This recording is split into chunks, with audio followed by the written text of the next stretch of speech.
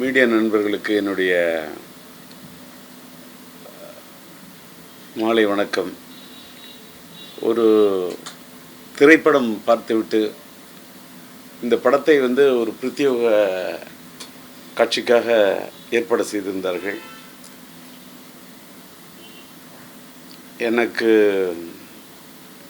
இந்த பிரத்யேக காட்சியை ஏற்பாடு செய்துவிட்டு நம்முடைய சமரசம் இதழ் நடத்தி கொண்டிருக்கக்கூடிய ஒரு அற்புதமான எழுத்தாளர் முகமது அமீன் அவர்களும் என்னுடைய ஃபாரூக் பிக்சர்ஸ் ஃபாரூக் அவர்களும் இந்த திரைப்படத்தை பார்க்க வேண்டும் என்று ரொம்ப நாட்களாக விருப்பம் தெரிவித்து கொண்டிருந்தார்கள். அவர்களோட விருப்பத்துக்கு ஏற்ப படத்தினுடைய இயக்குனர் மீரா கதிரவன் அவரோடு நான் விழித்திரு படத்தில் இறைவனல்லால் ஒரு பாடலில் பணியாற்றியிருந்தேன். அவருக்கு எனக்கும் ஒரு நல்ல நட்பு உண்டு. அவர் இயக்குனர், அவரும் முறைப்படி என்னை அழைத்தார்.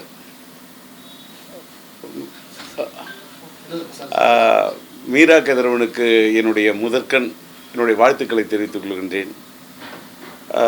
அவர் மேலே எனக்கு பெரிய மரியாதை உண்டு. அவருடைய 2 படைப்புகளுமே, அது முதல் படைப்பிலேயே அவருடைய முத்திரையை பதித்தவர்.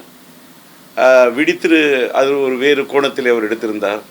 ஆனால் என்னை பொறுத்தவரையில் இந்த படைப்பு அவருடைய வாழ்க்கையிலே ஒரு இதை நான் வார்த்தைக்காக சொல்ல ஒரு பெரிய முத்திரை. என்னோட முகத்தை நீங்கள் பார்த்தீங்கன்னா தெரியும். நான் போய் படம் பார்த்துட்டு ஒரு இறுக்கமான சூழ்நிலைக்கு ஆளாயிட்டேன். முகத்தை போய் நான் நல்லா கழுவிக்கிட்டு தான் வந்தேன். இது வார்த்தைக்காக இல்லை. ஏன்னா ஒரு படத்தை முடிச்சு விட்டு நான் ஒரு கண்ணீர் மல்கதான், ஒரு கண்ணீர் கடலில் மிதந்து விட்டு அதற்கு பிறகுதான் நான் வந்தேன். சில படம் மட்டும்தான் சில பேர் ரொம்ப பாதிக்கும். இப்போ உதாரணத்துக்கு என்னை பொறுத்தவரையில் நான் என்னை பற்றி சொல்லக்கூடாது. என்னோட முதல் படம் ஒருதலை ராகம் படமே, ஒரு படம் பார்த்தா ஒரு படம் முடிஞ்ச உடனே ஒரு பெரிய தாக்கத்தை ஏற்படுத்தும். அதே மாதிரி பல படங்கள் இருக்கும். 16 வயதில் படம் நம்முடைய மறைந்துவிட்ட இயக்குனர் இமயம் பாரதி ராஜா ஐயா அவர்களுடைய அந்த 16 வயதில் படம் பார்த்துவிட்டு அந்த படம் எனக்கு ஏற்படுத்திய தாக்கம்தான். அதற்கு பிறகுதான் நான் சினிமாவுக்கு வரேன். அந்த படத்துடைய தாக்கம் எனக்கு ஒரு பெரிய தாக்கத்தை ஏற்படுத்துச்சு. அதே மாதிரி பல படங்கள், ஒரு கல்யாண பரிசு பார்த்தா ஒரு பெரிய தாக்கத்தை ஏற்படுத்தும். தேவதாஸ் பார்த்தாக்கா ஒரு பெரிய தாக்கத்தை ஏற்படுத்தும். ஒரு வசந்த மாளிகை படம் எடுத்து பார்த்தா அது ஒரு பெரிய தாக்கத்தை ஏற்படுத்தும். அது மாதிரி இந்த படம் ஒரு பெரிய தாக்கத்தை ஏற்படுத்தியது.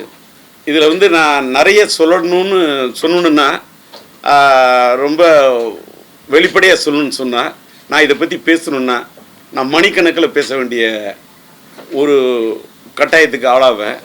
எதை பற்றி சொல்கிறதுன்னு எனக்கு தெரியல. என்னன்னு கேட்டாக்கா, இது முதல்ல நம்பர் 1, இதோட இந்த கதை களம், ஒவ்வொரு படத்துக்கு ஒரு கதை களம் இருக்கும். இந்த படத்துடைய கதை களத்தை எடுத்துக்கொண்ட விதம் இருக்குல்ல, ரொம்ப அற்புதம். இதில் நடித்தவங்களை சொல்கிறதா, நட்சத்திரங்களை பற்றி சொல்கிறதா, இந்த படத்தை இயக்கிய இயக்குனர் ஒவ்வொரு ஃப்ரேம்லேயும் அவங்க எந்த அளவுக்கு உடைத்திருக்கிறார் என்பது தெரியுது.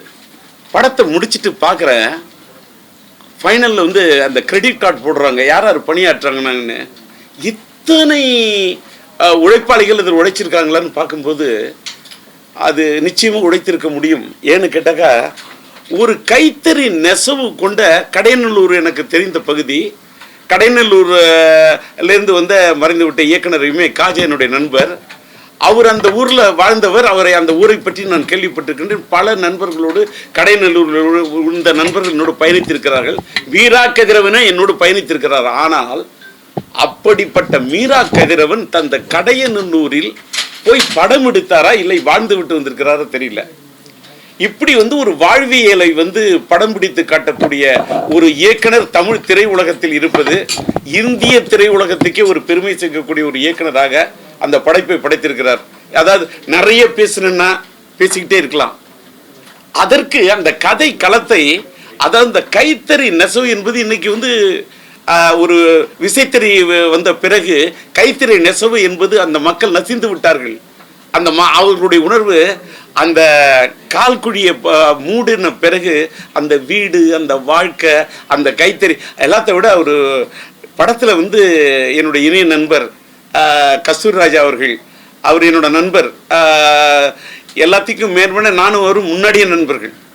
அது வந்து அவர் என்னோட ஒரு ஒரு ஒரு கட்டத்தில் பணியாற்றி இருக்கிறாரு. அவரும் நானும் ஒன்றா பயணிச்சிருக்கோம். அதனால் இந்த படத்தில் அந்த கதாபாத்திரத்தில் யூசுப் கதாபாத்திரம் என்று நினைக்கின்றேன். அந்த பேர் அப்படியே அவர் யூசுஃபாவே வாழ்ந்திருக்காரு.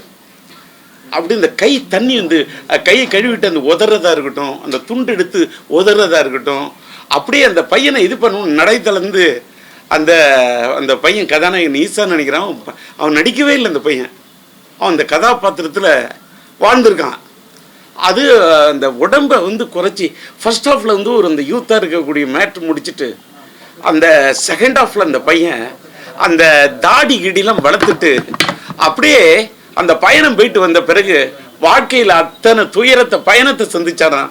அந்த சஃபர், அந்த சஃபரான அவனோட வாழ்க்கையில் சந்திச்ச சஃபர் என்று சொன்னால் ஆங்கிலத்தில் அந்த துன்பம் துயரத்தை தான் தாங்கினானா. சஃபர்னு சொன்னால் இந்தியில் வந்து நம்ம உருதுல சொல்லக்குள்ள அது பயணம்.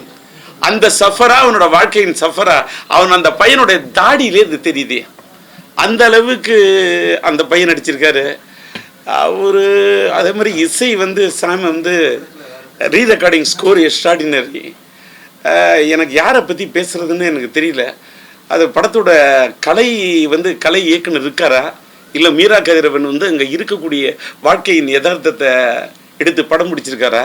ஒவ்வொரு ஃப்ரேமும் அந்த கேரளாக்குள்ளே போக்குள்ளே வந்து அந்த எனக்கு அந்த ட்ரெயின் கிராஸ் ஆகுறதா இருக்கட்டும், என்ன ஏரியல் வியூவு, எத்தனை நாள் யோசிச்சிருப்பார், எப்படி இந்த படம் எடுத்தாங்க எனக்கு தெரியல. அப்புறமா வந்து ஒரு படத்தில் வந்து அந்த கதாபாத்திரமாகவே அந்த பொண்ணு வந்து அந்த நிலான்ற ஒரு இதை அந்த ஒரு பொண்ணு கதாபாத்திரத்தை இது பண்ணிட்டு அந்த என்ன சொல்கிறது, அந்த மாலை மங்கிய பிறகுதான் அந்த பெண்கள் அவர்களோட அந்த அவங்களுடைய அந்த தொழுகை நேரம் முடிந்த பிறகுதான் அவர்கள் அவர்கள் வந்து அந்த குடத்தை எடுத்துக்கிட்டு அந்த நீர் பிடிக்கிறது போகணும்.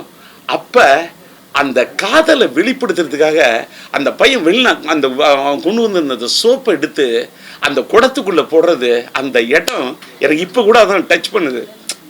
அந்த குடத்தில் வந்து அதெல்லாம் வந்து அது ஒரு வாழ்க்கை, இது ஒரு வாழ்வியல், இது ஒரு படமாகவே நான் பார்க்கல. மீரா கதிரவனுக்கும் முகமது அமீர் அவர்களுக்கும் அதில் வரக்கூடிய ஹயாத் என்ற வார்த்தையாக இருக்கட்டும், ஒவ்வொரு வார்த்தைகளும் ஒரு இஸ்லாத்தில் இருக்கக்கூடியவர்கள், இஸ்லாத்தை உணர்ந்தவர்களுக்கு மட்டுமே இஸ்லாம் அலைக்கும் என்று சொல்வதாக இருக்கட்டும், அஸ்லாம் அலைக்கும் என்று சொன்னாலும் சரி, வாலிக் அஸ்லாம் என்றதுக்கு பதில் சொல்வதாக இருந்தாலும் சரி, இன்ஷா அல்லாஹ் என்பது எத்தனை தடவை இங்கே இந்த படத்தில் உச்சரிக்கப்பட்டிருக்கிறது கவுண்ட் பண்ணிக்கிட்டே இருக்கிறேன். அந்த வாழ்வியல் அது அல்ஹம்துலில்லாஹ் எப்படி இருக்குன்னு கேட்குறேன். அல்ஹம்துலில்லாஹ் நல்லா இருக்கேன். என்னால் நான் என்ன வாழ்க்கையில் என்னை பார்த்து அது வந்து ஃபாரூக்கு கேட்டாலும் சரி, மீரா கதிரவன் கேட்டாலும் சரி, முகமது அமீன் கேட்டாலும் சரி, எந்த என்னோட இஸ்லாமிய நண்பர்கள் கேட்டாலும் சரி, அந்த அல்ஹம்துலில்லாஹ் நான் நல்லா இருக்கேன் அப்படின்னு தான் நான் சொல்லுவேன். இதெல்லாம் பார்க்கல. என்னடா இந்த பதிவு பண்ணுறேன்னா, நான் ஒரு இயக்குனராக இதை விமர்சனம் பண்ணவே இல்லை. நான் வந்து என்னோட முதல் படம் மறைந்து விட்ட என்னுடைய இனிய நண்பர் இப்ராஹிம் அவர்கள், அவர் தான் அந்த படத்துக்கு தயாரிக்கிறதுக்கு இது பண்ணார். எனக்கு அதுக்கு உறுதுணையாக இருந்து என்னோட நண்பர் யாருன்னு கேட்டால் ஹாரூன் என்ற என்னுடைய இனிய நண்பர் தான் அவர்கிட்ட அறிமுகப்படுத்தி இதனோட பழைய கதையாக இருக்கலாம். ஆனால் இப்ராஹிமுடைய தம்பி ஜஃபர்லாவும் சமீபத்தில் தான் மறைஞ்சார். இப்ராஹிமுடைய என்னுடைய நண்பர் அதே மாதிரி புகாரியும் மறைந்தார். நான் என்னன்னா மயிலாடுதுறையில் அந்த வடகரையில் என்னை வந்து இந்த சினிமா இந்த கரைக்கு சினிமாங்கிற இந்த கரைக்கு கொண்டாந்து விட்ட ஊரே வடகரை தான். வடகரை ஒரு முஸ்லீம் இடம், இஸ்லாமிய சகோதரர்களுக்கு இடம். அந்த வடகரை பக்கத்திலே அரங்குக்குடி, அது என் ஊரை சுற்றி நீடூர், அதை சுற்றி இறந்தங்குடி, அதை சுற்றி கிளியனூர் அப்படின்னு பார்த்தீங்கன்னா எல்லா ஊரும் நான் எடுத்துக்கிட்டு சாத்தனூர், நான் ஒரு 100 ஊர் சொல்லுவேன். எனக்கு நேரம் பார்த்தது. நான் வாழ்ந்ததே பல இஸ்லாமிய சகோதரர்களோடு, அவர்களோட வாழ்வியலோடே நாம் கலந்து வாழ்ந்த எனக்கு இந்த படத்தை பார்க்கும்போது அதில் நடித்த அந்த கதாநாயகி கதாபாத்திரம் ஃபர்ஸ்ட் ஹாஃபில் வந்து அந்த கதாநாயகியாக இருக்கட்டும், அந்த செகண்ட் ஹாஃபில் வந்து அந்த கதாநாயகியாக இருக்கட்டும், அந்த கதாபாத்திரங்கள்லாம் சினிமாத்தனம் இல்லாமல் எடுக்கப்பட்ட ஒரு படம் சார். ரொம்ப என்ன சொல்ற, சினிமாத்தனம் என்பது அறவே இல்லாமல், நாங்கள் ஒருதலை ராகம் எடுக்கக்குள்ள சினிமாத்தனம் இல்லாமலே அந்த ட்ரெயின் அப்படி இருக்கணும், அந்த காலேஜ் அப்படி தான் இருக்கணும் அப்படின்னு அந்த சினிமாத்தனத்தை அறவே அந்த ஜூனியர் ஆர்டிஸ்ட் கூட சென்னையிலேருந்து வந்துட்டா சினிமாத்தனம் தெரிஞ்சிடும்னு நான் அதை அவாய்ட் பண்ணி படம் எடுத்தவன். கடையநல்லூரில் வந்து அது இன்னொன்று ஒரு ஃப்ரேமில் 2 பேர் உட்காந்து பேசுகிறாங்க, ஜன்னல் வழியாக பார்க்குறேன். பின்னாடி அந்த அட்மாஸ்பியரில் இருக்கக்கூடியவங்க போகிறவங்க அந்த முக்காடு அணிந்த மக்களும் அந்த நல்ல நரைத்த தாடியோடு அந்த இஸ்லாமிய சகோதரர்களையும் அப்புறமா அவர்கள் வந்து அந்த அந்த சங்கங்களில் உட்காந்து இளைஞர்கள் பாடும்போது அந்த சங்கத்தில் இந்த பாட்டு எடுத்திருக்காங்க. அந்த பாட்டை பாடக்கூடிய அந்த இது வரும்ல, இது ஒரு தமிழ் சினிமாவிலே இது மாதிரி யாருமே இது வரைக்கும் ட்ரை பண்ணாத ஒரு படம் சார். இதற்கு மேலே என்னால் வந்து அதிகம் பேச முடியல. படத்தோட வசனம், அதாவது அந்த இஸ்லாமிய சகோதரர்கள் டே டு டே லைஃப்ல எதெல்லாம் பயன்படுத்துவாங்களோ அதில் அந்த வாழ்வியல இவர் மறைந்த போயிட்ட நானே வந்து அவங்க வீட்டு இஸ்லாமிய சகோதரர்கள் வீட்டு திருமணத்தில் அத்தனை திருமணங்களில் கலந்துருக்கேன். அவங்களோட முன்ன பல பேரோட மறைவுக்கும் போயிருக்கேன். இப்போல்லாம் யார் மறைந்தாலும் நான் போகிறதே இல்லை. ஏன்னு கேட்டால் நான் என்னன்னு கேட்டால் இந்த பதிவுன்னா எனக்கு உடம்பு சரியில்லாததுக்கப்புறம் நான் ரொம்ப எமோஷ்னல் டைப்பு, ரொம்ப உணர்ச்சி வசப்படுவேன். இப்போ நான் இதை யாரோட மறைவையும் போய் பார்க்குறதே கிடையாது. இப்போ கூட எனக்கு ஒரு மாதிரியா இதான படத்தில் தான் நண்பர் கஸ்தூரி ராஜா மறைஞ்சிட்டாரு. அவர் மௌத்தான பிறகு அந்த அடக்கம் செய்யக்கூடிய அந்த காட்சி வந்து என்னை ரொம்ப நெருடுச்சு. அது அது அதோட ப்ரெசன்டேஷன் அது சினிமா மாதிரியே தெரியல. அது என்னை ரொம்ப நெருடிச்சு. நான் வந்து அது அது அது ரொம்ப பாருங்கள் ரொம்ப எமோஷனல் ஆகிறேன். அதனால தான் நான் சொல்கிறேன், பச்சையாக சொல்கிறேன். இப்போல்லாம் யாராவது மறைஞ்சிட்டாங்கன்னா அந்த மறைவுக்கு போய் என்னால் என்னுடைய துக்கத்தை கூட வெளிப்படுத்த இயலவில்லை. நான் என்ன பண்ணுறேன், அதனால தான் ஒரு எழுத்து வடிவில் என்னோடய குரல் வடிவில் என்னுடைய இரங்கலில் தெரிவிச்சுக்கிறேன். புரிஞ்சுப்பீங்கன்னு நினைக்கிறேன். அந்த அளவுக்கு அந்த கஸ்தூரி ராஜாவோட மறைவு படத்தில் வந்து அதேமாதிரி எண்டில் பாருங்கள் ஒரு பெரிய தாக்கம். அந்த பொண்ணு வந்து விவாகரத்து பெற்றுட்டேன் அப்படின்னு சொல்கிறது ரொம்ப ரொம்ப ஒரு பாரத்தை கொடுக்குது, ரொம்ப ஒரு துயரத்தை கொடுக்குது. ஒரு சினிமா தனம் இல்லாத படம் சார். இதற்கு மேலே வந்து அதில் வந்து அந்த பையன் கதாநாயகன் வந்து ஃபர்ஸ்ட் ஹாஃபில் அந்த பையன் வந்து அந்த பொண்ணு நான் அந்த வீட்டுக்கு திருட போனேன்னு சொல்லிட்டு அடி வாங்குறான். அவன் திருட போனது பணத்தை இல்லை சார், அந்த பொண்ணோட மனத்தை திருடிட்டு. ஆனால் நான் பணத்தை திருட போனேன்னு சொல்லிட்டு அந்த அபராத தொகை 1000க்கு அடி வாங்குறான் பாருங்க. ஒவ்வொரு சவுக்கடியும் இதுதான் இந்த காதலுக்கு இந்த உலகம் கொடுக்கக்கூடிய நெருக்கடி. இது இஸ்லாமிய சகோதரர்கள் இந்த படத்தை பார்க்கும்போது அவர்கள் மனமுருகி அவர்கள் ஒன்றி பார்ப்பார்கள் என்பதை விட இதயம் இருக்கக்கூடியவர்கள், மனம் படைத்தவர்கள், மதத்துக்கெல்லாம் அப்பாற்பட்டு மத நல்லிணக்கத்தோடு சொன்ன காதல் மனம் படைத்தவர்கள் இந்த படத்தை உண்மையான காதலை நேசிப்பவர்கள் இந்த காலத்திலும் இருந்தால், ஒரு ராகத்தில் இருந்து வந்த இந்த ராஜேந்தர், உயிரோடு எடுத்த இந்த ராஜேந்தர், மைதிலி என்னை காதலை எடுத்த இந்த ராஜேந்தர், கிளிஞ்சல்களுக்கு இசையமைத்த இந்த ராஜேந்தர், பூக்களை பறிக்காதல் படத்துக்கு இசையமைத்த இந்த ராஜேந்தர், காதல் அழிவதில்லை என்று படம் எடுத்த இந்த ராஜேந்தர், சொன்னால் தான் காதலா என்று படம் எடுத்த இந்த ராஜேந்தர், இந்த காலத்திலும் கலக்கல் காதல்டா என்று காதலை பற்றியே படம் எடுக்க வேண்டும் என்று துடிக்கக்கூடிய இந்த ராஜேந்தர், காதல் நெஞ்சங்கள் இந்த தமிழ்நாட்டில் மட்டுமல்ல இந்த மண்ணை கடந்து, அது என்னோட நண்பர்கள் பல பேர் வளைகுடா நாட்டில் இருக்கணும், இந்த மண்ணை பிரிஞ்சிட்டு தான் காதலிச்ச பெண்ணை பிரிஞ்சிட்டு வளைகுடா நாட்டுக்கு மட்டுமல்ல உலகத்தில் எங்கெங்கோ தன் குடும்பத்துக்காக தன்னுடைய காதலை எல்லாம் புதைத்து விட்டு எமோஷனல் ஆகிறேன். இந்த மண்ணை விட்டு போயிட்டு இது பண்ணக்கூடிய அந்த இளைஞர்களுக்கெல்லாம் இந்த படம் பார்த்தாங்கன்னா ரொம்ப கனெக்ட் ஆவாங்க. என்னோட நண்பர்கள் நிறைய பேர் தன்னுடைய காதலை தொலைச்சிட்டு தன்னுடைய குடும்பத்துக்காக வெளிநாட்டில் போய் வாழக்கூடிய அவங்களுக்கெல்லாம் இந்த பதிவு கூட அவங்கெல்லாம் பார்த்தாங்கன்னா, இந்த படம் பார்த்தாங்கன்னா அவங்களுக்குலாம் ஒரு பெரிய பாதிப்பை ஏற்படுத்தும். அது மட்டும் இல்லை, காதலிக்கக்கூடிய காதல் நெஞ்சம் படைத்தவனுக்கெல்லாம் இந்த படம் ஒரு பெரிய பாதிப்பு ஏற்படுத்தும்.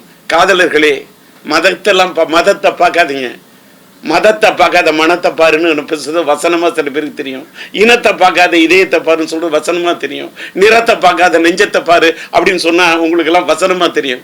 ஆனால் இது வசனம் அல்ல, இது வார்த்தை அல்ல, இது ஒரு வாழ்க்கை. என்னுடைய யதார்த்த வாழ்க்கைக்கு இந்த சம்மந்தப்பட்ட படத்தை என்னை பார்க்கறதுக்கு அழைத்த உண்மையிலே இதுக்கு பாராட்டணும்னு நான் முதல்ல யோசித்தேன். ஹபீபின்னு இந்த தலைப்பை பார்க்கக்குள்ளே எனக்கு ஒரு நெருடிச்சு.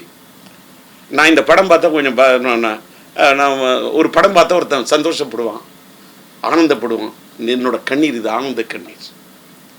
இதே மாதிரி படைப்பை ஒரு தமிழ் இயக்குனர் எடுத்திருக்கிறார். அதுவும் அப்படிப்பட்ட அந்த இயக்குனர் என்னோடு பயணித்தவர். அவரோடு ஒரு படத்தில் நான் பணியாற்றி ஒரு பாட்டில் தானே கூட நான் பல நாள் அவரோட விவாதித்திருக்கேன். அப்படிப்பட்ட மீரா கதிரவனோடு, ஒருவேளை கதிரவன் என்று சொன்னாலே அது ஒரு வெளிச்சம். கதிரவன் என்று சொன்னாலும் சரி, அது சூரியன் என்று சொன்னாலும் சரி, எனக்கு கதிரவனுக்கும் சூரியனுக்கும் எனக்கு ஒரு தொடர்பு உள்ள ஒரு ஆளாக இருக்கிறதுனால தெரியல.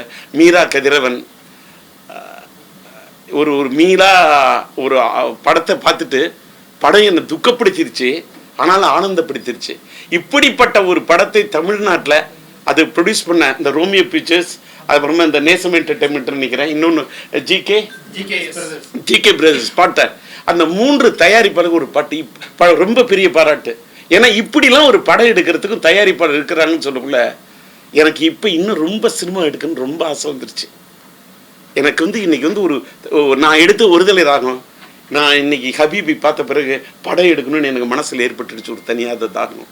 நீங்கள் இந்த படத்துக்கு நீங்கள் எல்லாம் நானும் ஒரு மீடியாவில் இன்னைக்கு டிஆர் டாக்கீஸ்ன்ற ஒரு சின்ன யூடியூப் சேனல் தான் நடத்துகிறேன்.